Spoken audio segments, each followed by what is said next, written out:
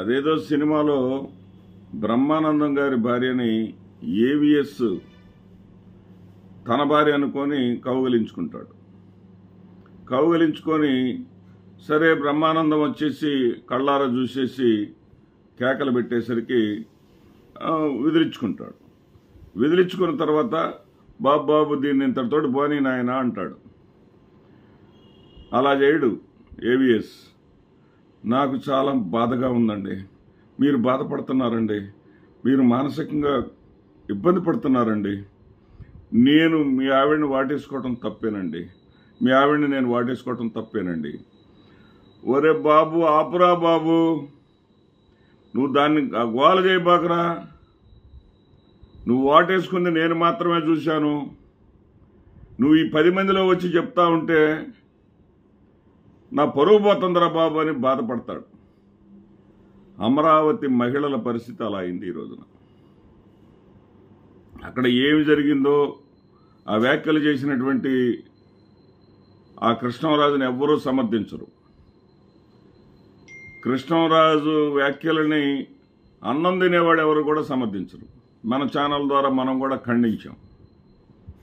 అయితే దానిని రాజకీయ ప్రయోజనాల కోసం చంద్రబాబు నాయుడు గారు మొదలుకొని పవన్ కళ్యాణ్ గారు వరకు కూడా మొత్తం కూడా ఏ రకంగా అయితే అన్నారు అన్నారు అన్నారు అన్నారు అని చెప్పేసి అమరావతి ప్రాంతంలో ఉన్నటువంటి మహిళలని మరి కాస్త బాధకు గురి చేస్తూ ఉన్నారు. ఇది తప్పు, ఇది కరెక్ట్ కాదు. ఎంతవరకు తీసుకెళ్లారంటే దీన్ని సాక్షిని బ్యాన్ చేయాలనేంతవరకు తీసుకెళ్లారు. ఒకవేళ మీడియా హౌసెస్ని బ్యాన్ చేయవలసి వస్తే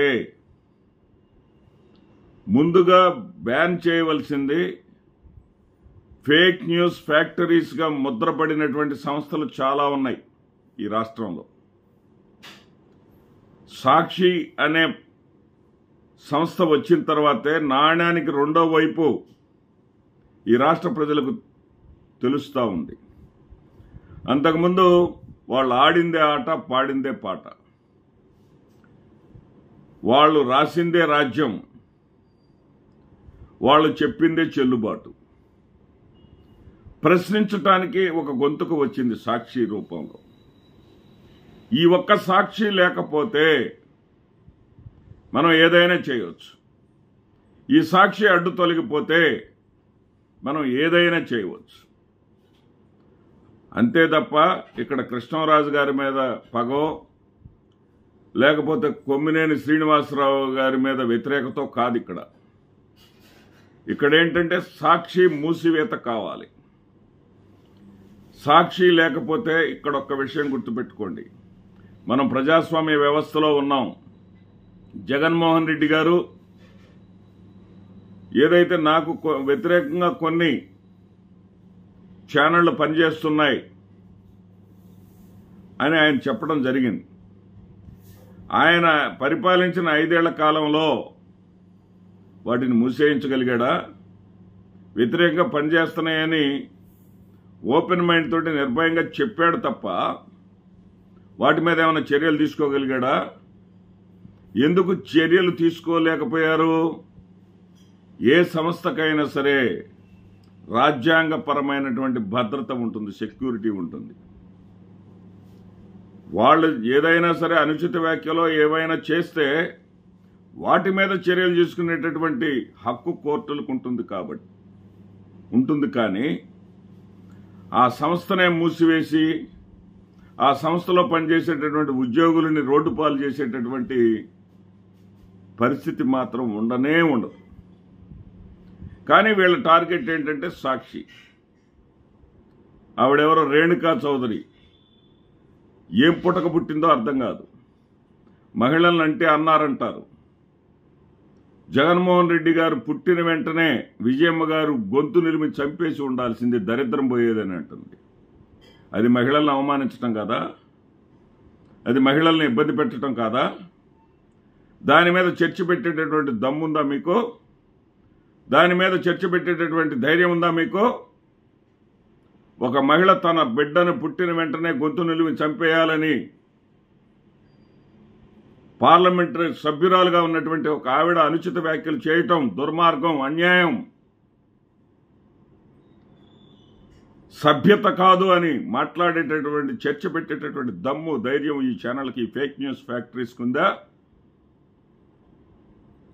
కోడెల శివప్రసాద్ గారు ఆడది ఉంటే కారు ఉంటే కారు షెడ్లో ఉండాలి, ఆడది ఇంట్లో ఉండాలి అన్నప్పుడు ఆడవాళ్ళకి దెబ్బ తగలలేదా? ఆడవాళ్ల ఆత్మాభిమానం దెబ్బతినలేదా? కోడలు మగపిల్లాడిని కంటే అత్త వద్దంటుందా అన్న చంద్రబాబు నాయుడు గారి మాటలు ఆడవాళ్ళని అవమానించటం కదా? తెలకపల్లి రవి గారు ఎప్పుడో ఖండించారు.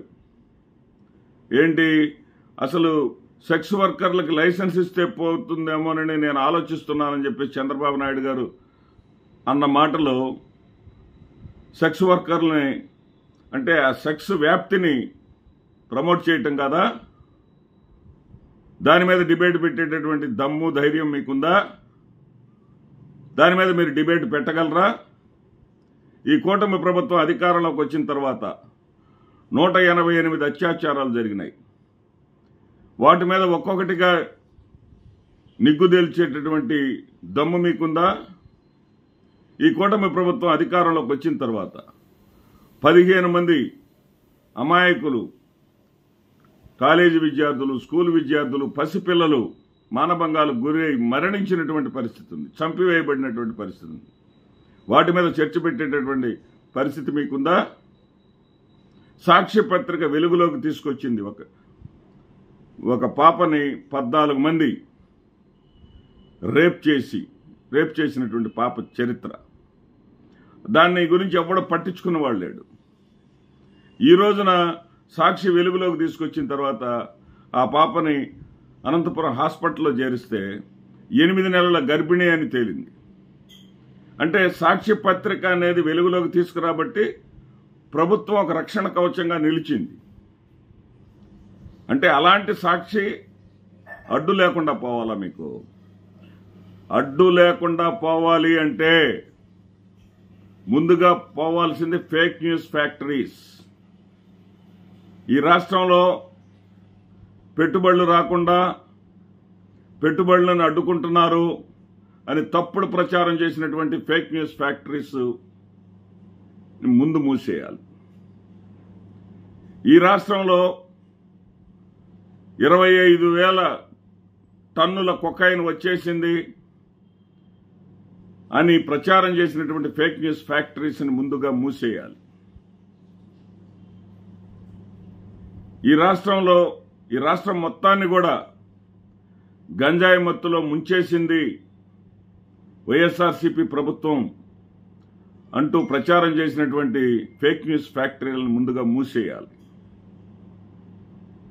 ఈ రాష్ట్రంలో జరగనివి జరిగినట్టుగా ఆంధ్రప్రదేశ్ రాష్ట్ర ప్రజల గౌరవాన్ని తగ్గించే విధంగా తప్పుడు వార్తలు రాసినటువంటి ఫేక్ న్యూస్ ఫ్యాక్టరీలను ముందు మూసేయాలి. సాక్షిని కాదు. నమస్తే.